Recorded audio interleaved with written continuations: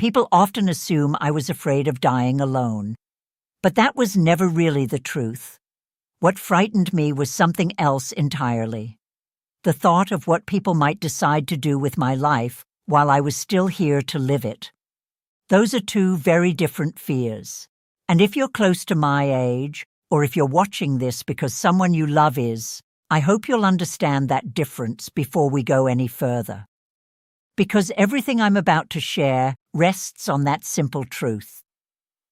My name is Louise Miller. I'm 91 years old.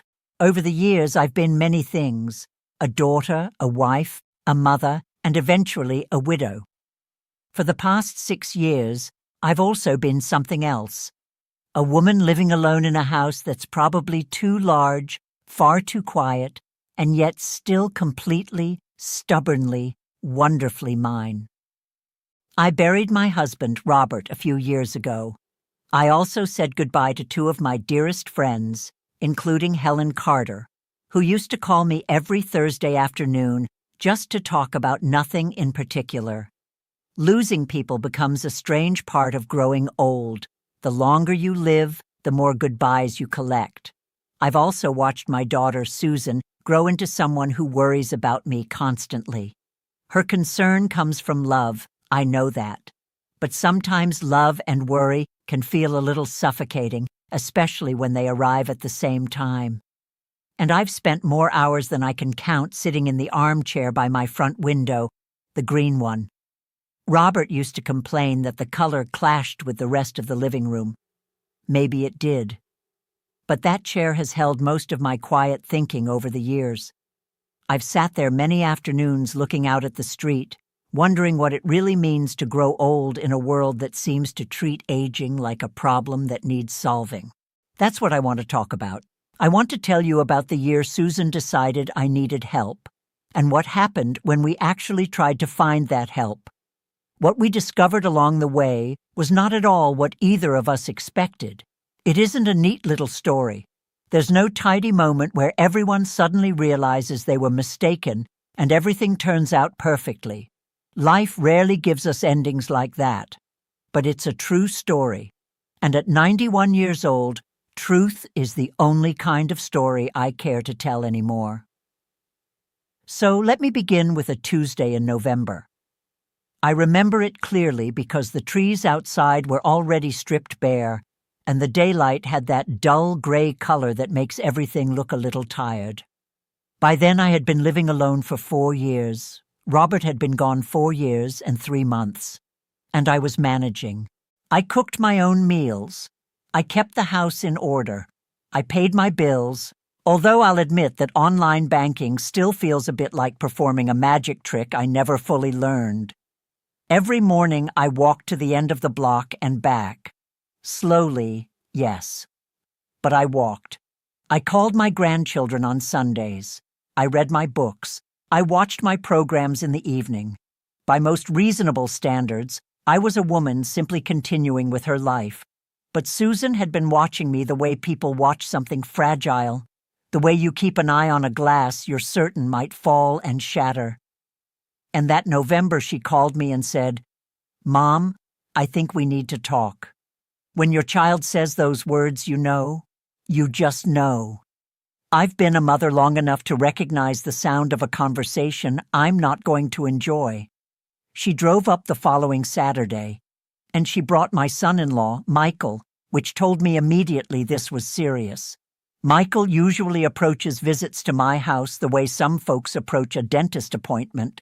Necessary, not exactly unpleasant, but certainly not something you volunteer for with enthusiasm. He's a good man, truly. He simply runs out of things to say to a 91-year-old woman after about 40 minutes. I've always appreciated him for being honest about that instead of pretending otherwise. He sat at my kitchen table, wrapped his hands around a mug of coffee, and let Susan do the talking, which frankly was the most sensible arrangement for everyone involved. "Mom," she said, "we've been thinking." And that little word told me everything I needed to know. This wasn't an idea that had visited Susan alone. This was a conversation she and Michael had been having in their own kitchen. probably late at night after the children were asleep. The way parents lower their voices when they're discussing something they don't want little ears to overhear. Only in this case, I was the one being discussed. She cleared her throat and said, "We've been thinking maybe it's time to talk about your options." Options. I've never trusted that word very much when people use it the way Susan used it that afternoon. In conversations like that, options rarely means freedom. More often it means someone has already made a decision and is about to present it to you in a way that makes it sound like you still have a choice. I didn't say that out loud. I can say it now, 6 years later, because time gives you the luxury of honesty. But that day, I simply sat there across from my daughter and studied her face. Susan has Robert's forehead. She always has, wide, open, impossible to hide anything behind. And when I looked at her that morning, I realized something important. She wasn't afraid of me. She was afraid for me. And that realization changed the entire tone of the room. It's easy to feel irritated when someone is wrong about you, but it's much harder to be angry at someone who is simply scared for you. Fear, when it comes from love, softens a lot of things. So I took a breath and said, "All right, Susan, tell me what you're thinking." And then I listened. She had 3 ideas prepared. My daughter has always been thorough. She gets that from me, whether she admits it or not. She even brought a notebook with her. I noticed she kept it slightly turned away from where I was sitting, as if she didn't want me to see all the notes she had made. I thought that was both considerate and a little amusing. After all, I was the one who taught her to be organized in the first place, and now she was trying to hide that very habit from me. She went through everything carefully. Option 1, she said, was that I could move in with her and Michael. Option 2 was that they could help me find a caregiver, someone who would come to the house during the week, a person who could help with groceries, small chores, and what she called the everyday things. Then there was option 3. She said that one more quietly, gently, the way people speak when they know the words might sting a little.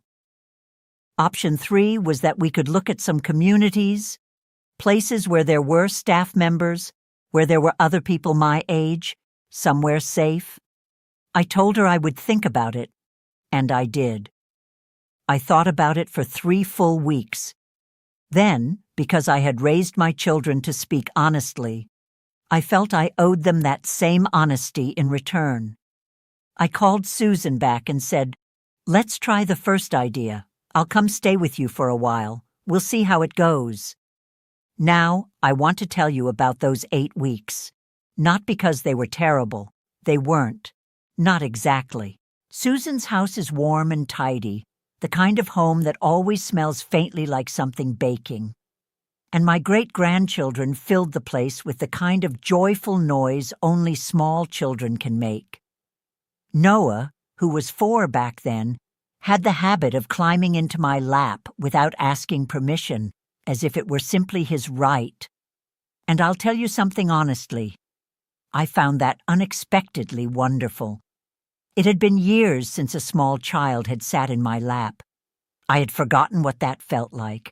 The solid, living weight of a child who trusts you completely with their little body. But there's something people don't tell you about moving into your daughter's home when you're 91 years old. You become a guest. Not because anyone intends for it to feel that way. It wasn't because Susan and Michael weren't kind. They truly were. In fact, they were consistently, almost painfully kind. And sometimes that kindness felt like a door being closed very gently right in front of me. They had a routine, a full, busy, carefully organized routine built around their own lives. The children's school schedules and after-school practices. Michael's work hours. Susan's job. Something with computers and consulting. I've never completely understood what she does, but it clearly pays the bills. And into that well-arranged rhythm, I was placed like a piece of furniture that didn't quite belong, though everyone politely agreed to make space for it. Dinner was at 6. Not because I wanted dinner at 6. I've never been a 6 o'clock dinner person. Robert and I always ate later, 7:30, sometimes even 8, with the evening news murmuring quietly in the background. But 6 was when the children ate, and it was easier if we all sat down together. So dinner happened at 6, and I smiled, and I thanked them, and I adjusted. I still woke up at 5 every morning the way I always have. But instead of getting up right away, I would lie quietly in the dark of the guest room so I wouldn't wake anyone. The guest room had a very good mattress. The sheets carried the faint scent of lavender. Susan likes to tuck little sachets into the linen closet. It's a lovely smell, objectively speaking. But it wasn't the smell of my house. It wasn't Robert's smell either. That scent has faded from most places now.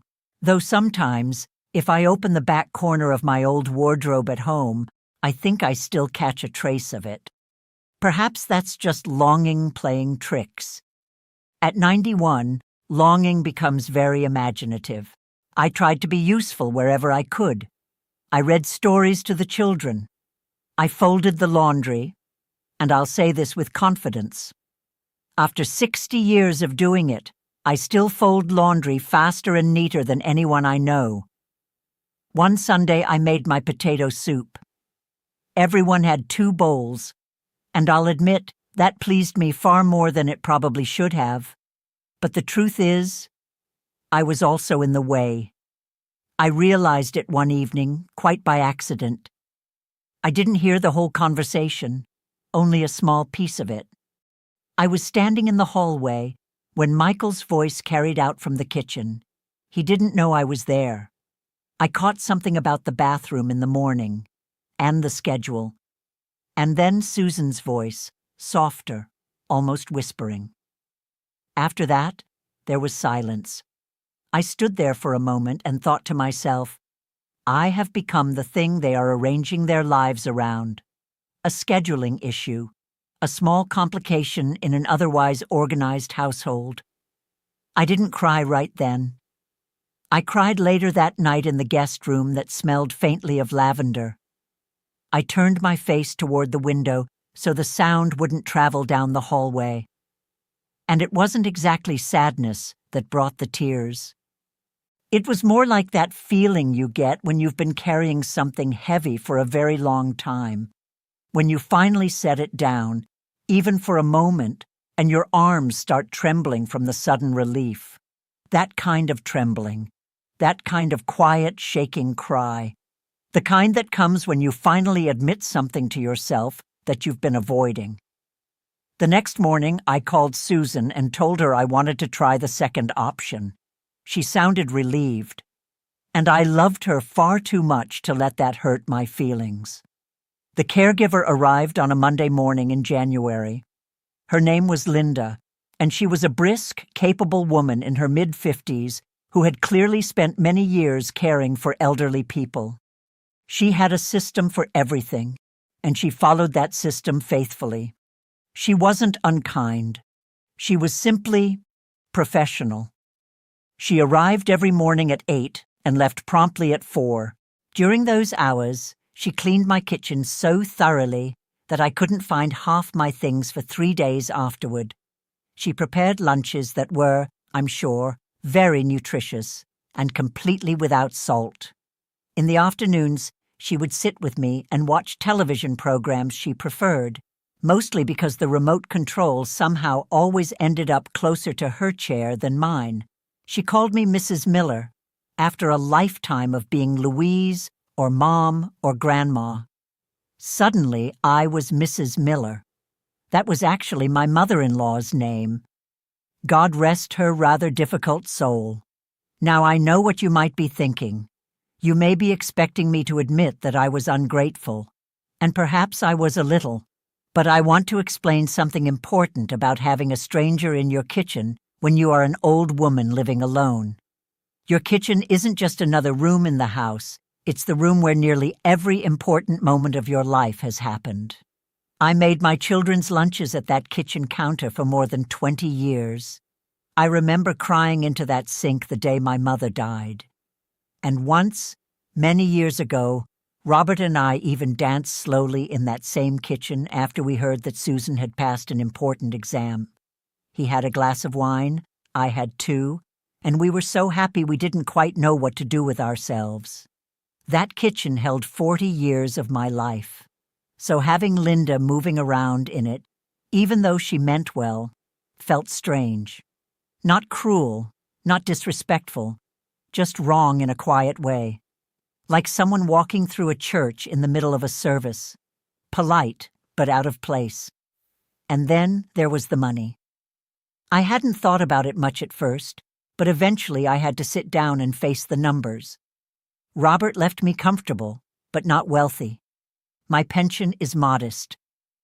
The agency that sent Linda charged more each month than I had expected. For a while, Susan offered to help pay the difference, and I allowed it, for 3 months. Then one evening I sat down at my table and really studied the numbers the way I used to during the difficult years when Robert was a teacher and we were raising children. Back then, every dollar mattered, and I realized something simple.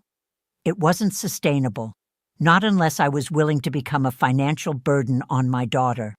And in 91 years, that is something I have never wanted to be. I may be stubborn, most people who love me would agree with that, but I have always believed in carrying my own weight. So I called Susan and told her to cancel the agency. She cried. I remember saying gently, "Susan, please don't cry. This isn't a tragedy. I'm just thinking things through."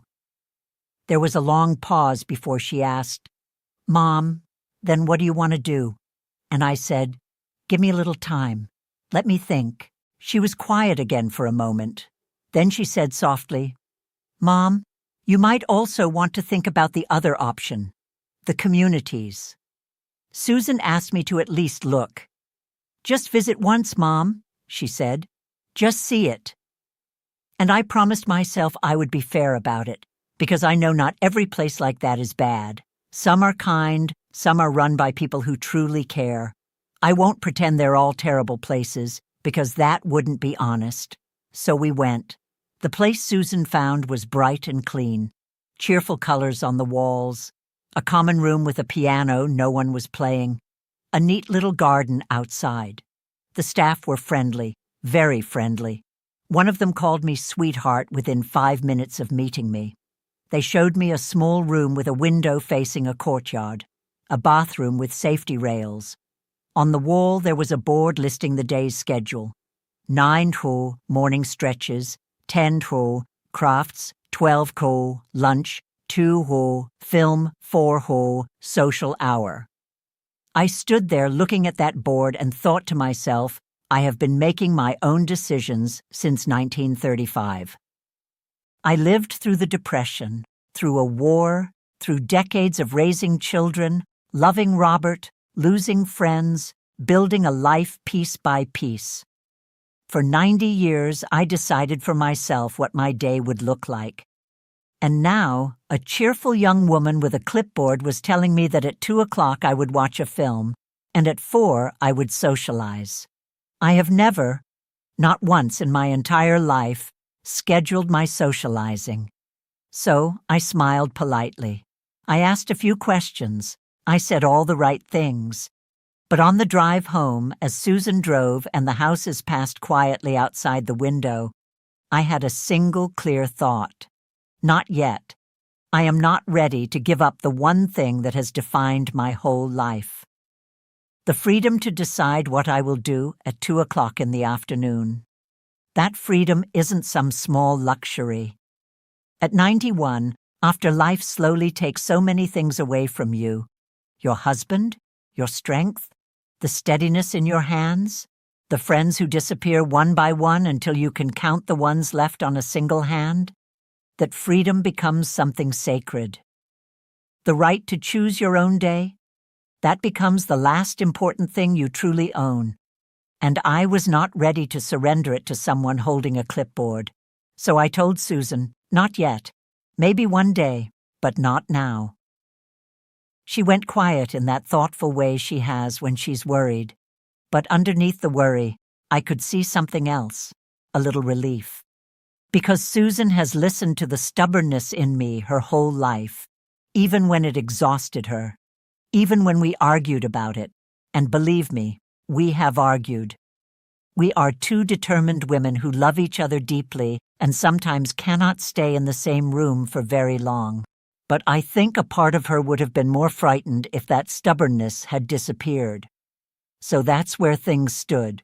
No living with Susan and Michael, no caregiver from an agency, no cheerful retirement home with a scheduled 2 o'clock movie, just me, my big quiet house, the green armchair by the window, and a problem that no one had quite managed to solve. What happened next wasn't something I planned. I didn't have a clever idea. I didn't sit down and design a solution. The truth is much simpler. I was lonely that afternoon, and I stepped outside to collect the mail. Now, that may sound like a small thing, but when you're 91, going outside to check the mailbox can feel like a proper outing. And while I was standing there, I noticed someone at the mailbox next to mine. The house beside mine had been empty for nearly 2 years. Then, sometime in October, new neighbors moved in. Standing there was a young woman I hadn't properly met yet, Emily. She was struggling with a stroller in one hand, a paper bag of groceries in the other, and a small boy, Noah, who had decided that this exact moment was the perfect time to sit down on the pavement and refuse to move another step. She looked like someone who had been holding the day together with both hands, and suddenly realized she needed a third. I know that look. I wore it myself for years, raising children, managing a house, keeping life moving forward, one small task at a time. That kind of tired settles deep in your bones. So I said very simply, "Would you like me to hold something?" She looked at me the way people look when they've been rushing so hard they almost forget the world around them exists. Then she said, "Yes, please." I took the paper bag of groceries while she lifted the toddler who had planted himself firmly on the pavement in protest. Later, I learned his name was Noah. He was about 1.5 years old and already had very strong opinions about sidewalks. She opened the stroller, tucked the groceries inside, settled him down, and finally straightened up. "I'm so sorry," she said, brushing hair from her face. "I must look like a complete mess."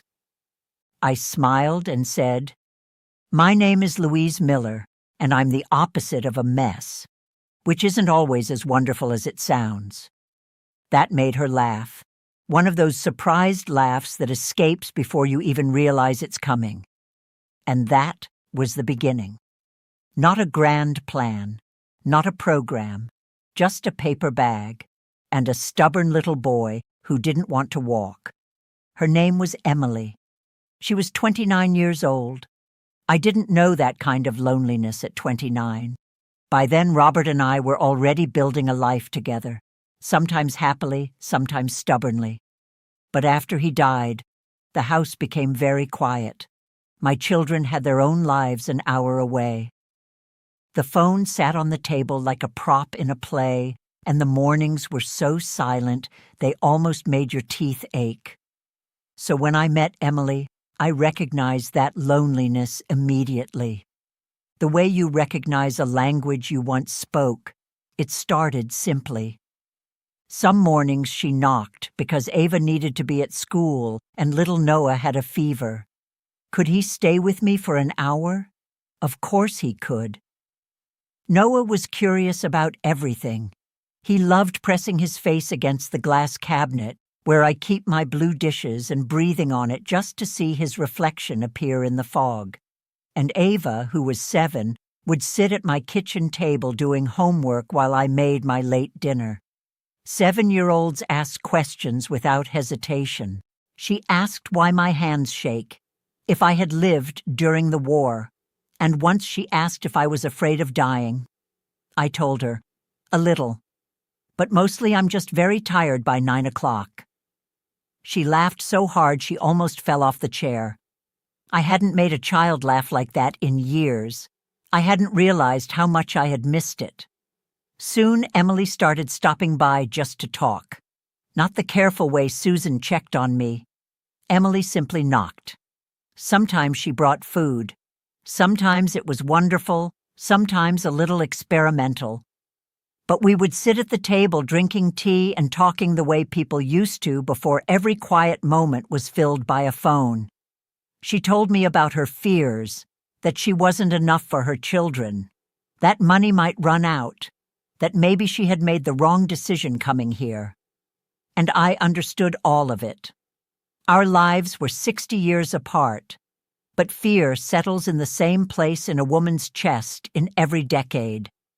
So I told her things, too, about Robert, the real Robert, brilliant, complicated, imperfect.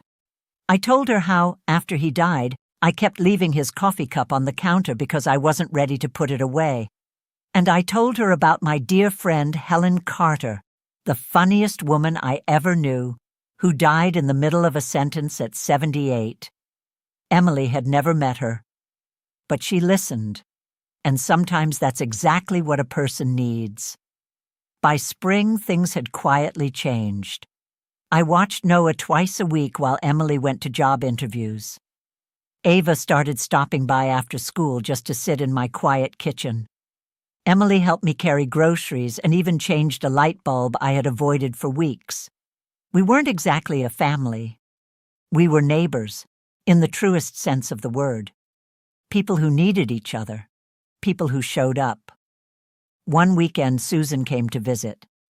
Before she left, she said quietly, "Mom, you seem like yourself again." I hadn't even realized I had stopped being myself. But she was right. Somewhere in those months, in being useful, in being needed, in sharing honest conversations, I had found my way back. I am 91 years old. I live alone. And yes, sometimes I'm afraid. But I've learned something important. Fear doesn't decide whether you live well. What matters is whether you keep reaching across the space between yourself and another person and offering whatever you still have left to give. I couldn't give my daughter a mother who needed nothing, but I could hold a grocery bag for a tired young woman. I could watch a toddler for a few hours. I could sit at a kitchen table and share the truth until neither of us felt quite so alone. That's what I found when all the options ran out. Not a solution. Something older than that. Community. The kind that begins with a knock on the door. I still have difficult days. Last January, I fell in the hallway and lay there staring at the ceiling thinking, this must be the moment Susan feared, but I wasn't hurt. Eventually, I stood up. At 91, you understand how stories end. But right now, this is what I know. I am not being managed. I am not someone's schedule problem. I am Louise Miller. Today, I made my own lunch. This morning, Ava knocked on my door to show me the tooth she lost. And Noah, now 3 and full of opinions, recently announced that I am his best friend. Before you decide to go somewhere just to be taken care of, try something else first. Knock on a door. Sit with someone who is struggling in a different direction than you are. Sometimes 2 struggles carried together feel lighter than one carried alone. I'm not saying it solves everything, but I'm still here, in my house, in my armchair, and I've finally realized something simple. Exactly enough.